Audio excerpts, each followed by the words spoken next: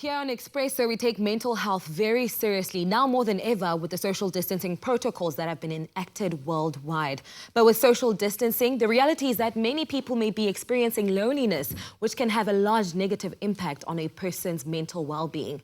Durban-based filmmaker Tammy Marriott recently created a short film to talk about loneliness during lockdown. The film, titled Alone, has already won an international award and has been accepted into various other festivals. Tammy joins us to tell us more about this short film. A very good morning to you, Tammy.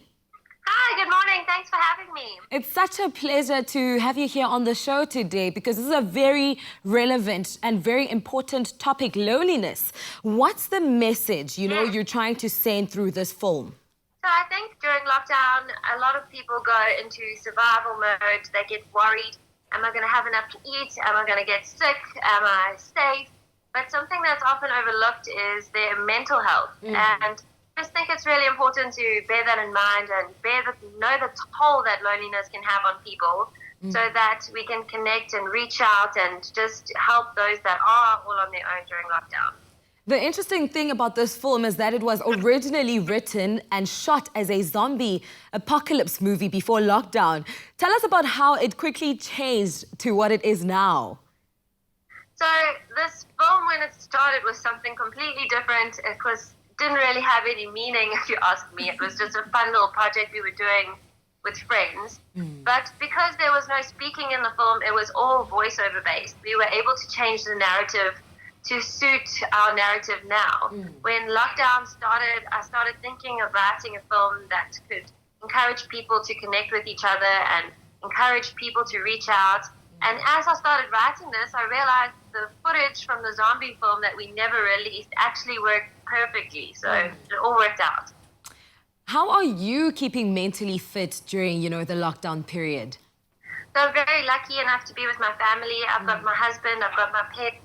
We're keeping really busy, trying to spend some time outside every day. And also just reaching out to everyone around us. I speak to my mom and my friends almost every day. I think we're very lucky to live in the age of the internet, so we are able to easily get a hold of each other and just be honest about how you're feeling. Thank goodness for technology, right?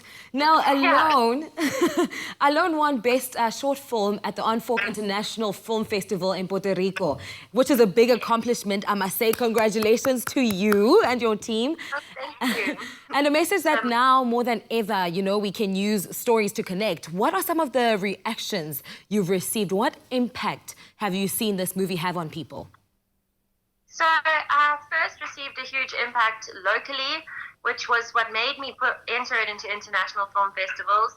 I had people messaging me, strangers, saying that the film had them in tears. There were mothers calling their daughters, friends reaching out to each other. The impact on social media was huge. The message hit home saying, you know what, everybody knows somebody who's all on their own during this lockdown. And have I thought about them? Have I reached out to them? Do they know they're cared for? So yeah, that was the great impact.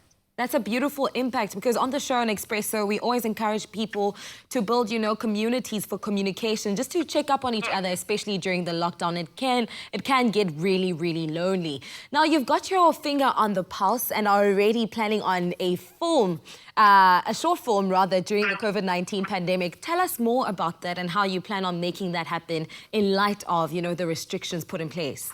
So we've actually started filming already. After Alone was released, it's quite a sad movie. I think it drives people to action because it's sad, but I also felt like I would now like to do something happy. So something that makes you feel good, something uplifting. So I wrote a new script for a new short film. It's called The Land Between Lockdown. It's about two children who are neighbors, who want to see each other but obviously can't because of lockdown.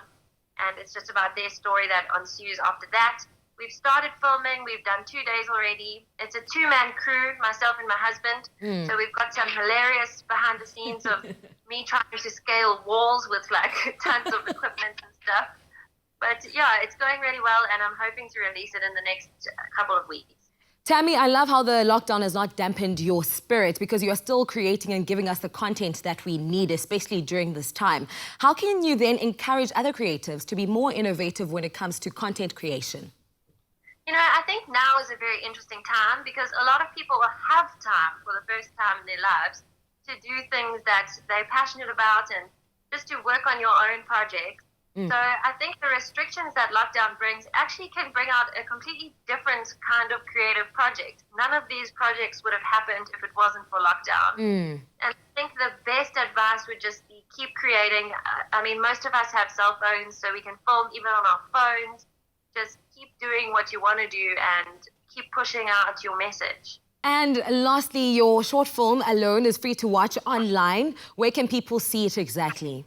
Alone is available on our website, theeditroom.co.za, or on Facebook or on Instagram. Just search for The Edit Room and you will see Alone comes up almost immediately.